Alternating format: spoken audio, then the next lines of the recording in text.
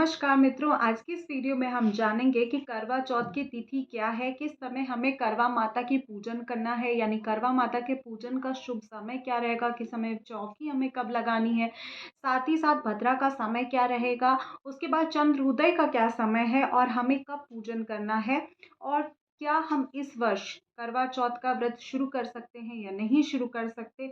और साथ ही साथ हम ये भी जानेंगे कि अगर हमारे मायके से हमें सामान नहीं मिल रहा है या हम हमारे यहाँ मायके में नहीं रखा जाता करवा चौथ, तो हम व्रत को मायके से शुरू करें या ससुराल से शुरू करें। ठीक है, तो इन्हीं सब प्रश्नों के साथ ये वीडियो है। साथ ही साथ मैं आपको बता दूं, मेरे चैनल पे ऑलरेडी अपलोड है कि प्रेगनेंसी में कैसे व्रत को करना है, डायबिटीज़ है तो आपको कैसे व्रत करना है।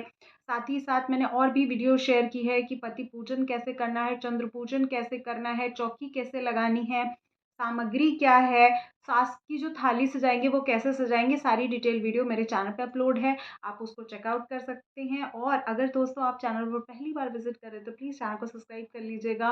वीडियो कहीं पे भी किसी भी रीज़न पे पसंद आए तो लाइक शेयर ज़रूर कीजिएगा। आपका एक लाइक हमें बहुत ही ज़्यादा उत्साह प्रदान करता है, तो प्लीज़ वीडियो को लाइक शेयर ज़रूर कीजिएगा। समझते हैं करवा चौथ का। सबसे पहले करवा चौथ 20 अक्टूबर 2024 को रखा जाएगा, यानी कि दिन रविवार के दिन रखा जाएगा।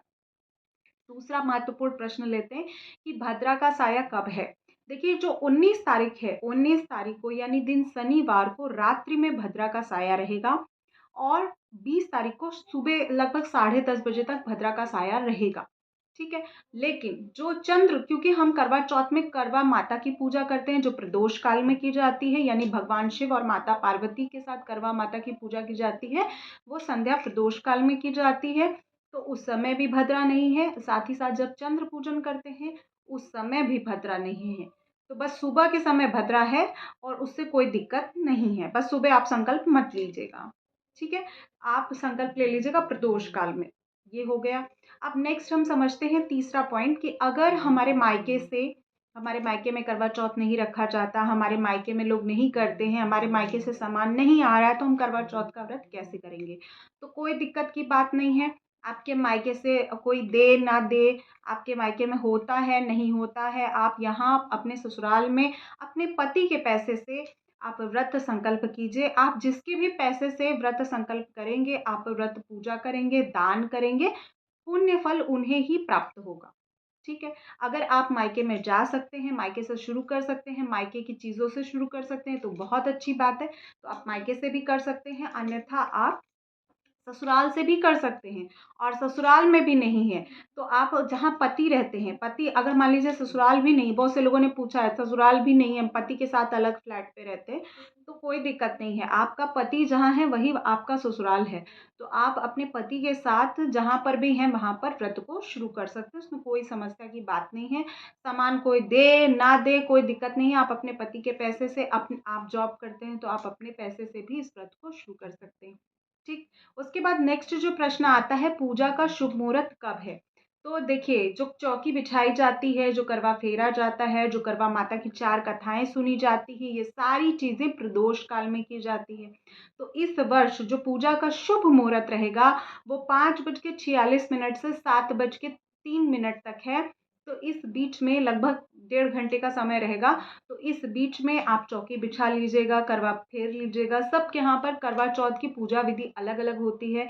मेरे यहाँ जैसे होती है मैं आपसे शेयर कर दूँगी, आप उसको भी चेकआउट कर सकते हैं, उस तरह से भी पूजा कर सकते हैं। उसमें कोई समस्या नहीं है, आपके यहाँ जैसे होती है आप वैसे भी कर सकते हैं, अन्यथा जैसे मैं बताऊँगी वैसे भी आप कर सकते हैं, कोई दिक्कत की बात नहीं है। ठीक है? संकल्प आप कैसे करेंगे? सबसे महत्वपूर्ण प्रश्न ये है, संकल्प कैसे करेंगे?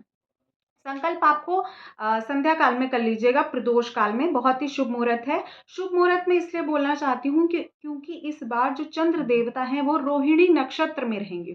और ऐसी मान्यता है, जब चंद्र देवता रोहिणी नक्षत्र में होते हैं, जो चंद्र देवता हैं उनकी सबसे प्रिय पत्नी है रोहिणी। प्रजापति दक्ष की पुत्री हैं, उन रोहिणी से उनको बहुत ही स्नेह था, बहुत ही प्रेम था रोहिणी माता से। तो इसीलिए जो करवा चौथ का इस बार का पर्व है वो बहुत ही शुभ है। तो आप जो लोग भी कुँवारी लड़कियाँ भी उठाना चाहती हैं, जिनकी एंगेजमेंट हो गई वो भी उठाना चाहते हैं, जिनकी शादी हो गई वो भी उठाना चाहते हैं, तो बहुत अच्छा इस बार शुभ संयोग है, आप उठा सकते हैं।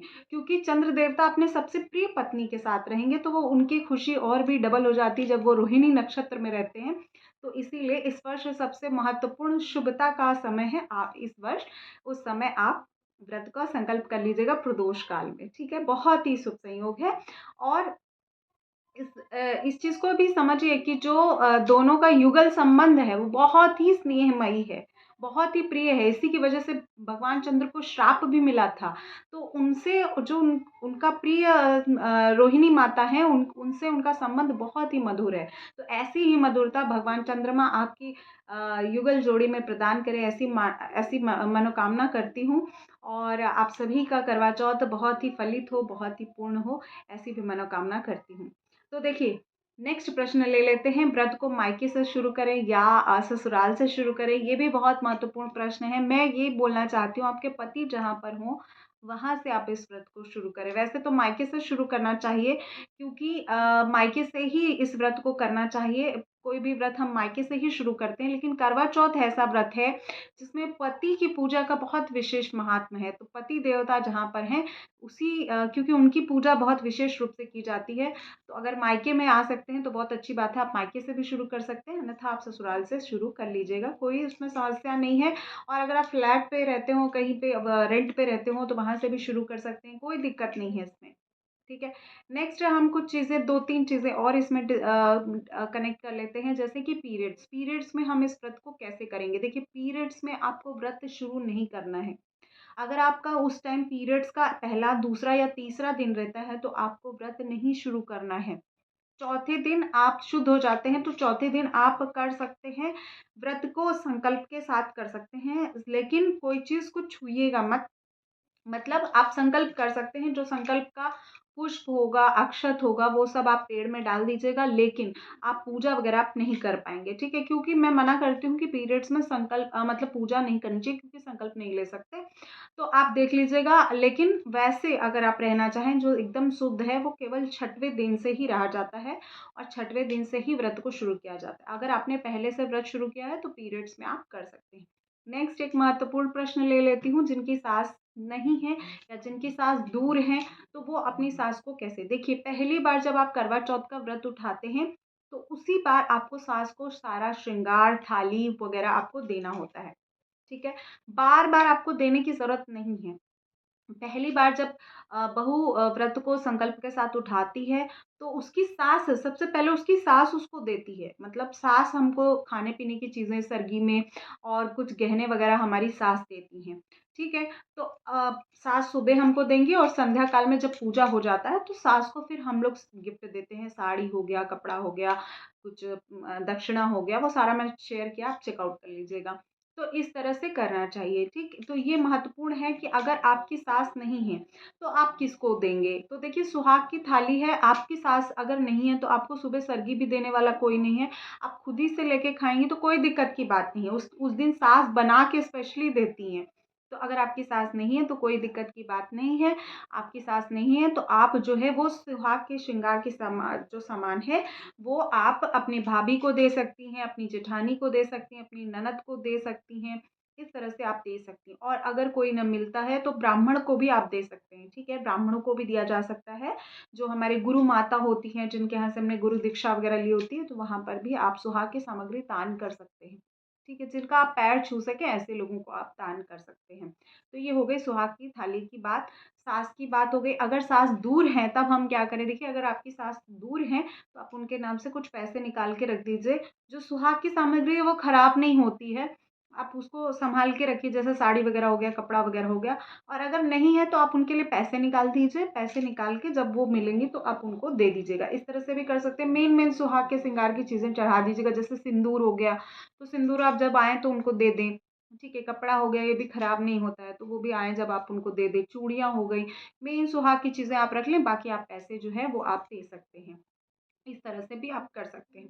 अब आपको सर्गी कब खाना है? देखिए सर्गी जो है वो सुबह ब्रह्म मुहूर्त में खाया जाता है। ब्रह्म मुहूर्त कब तक रहेगा? 5 बजे तक। सुबह 5 बजे तक आप जो भी खाना-पीना है आपको खा लेना है।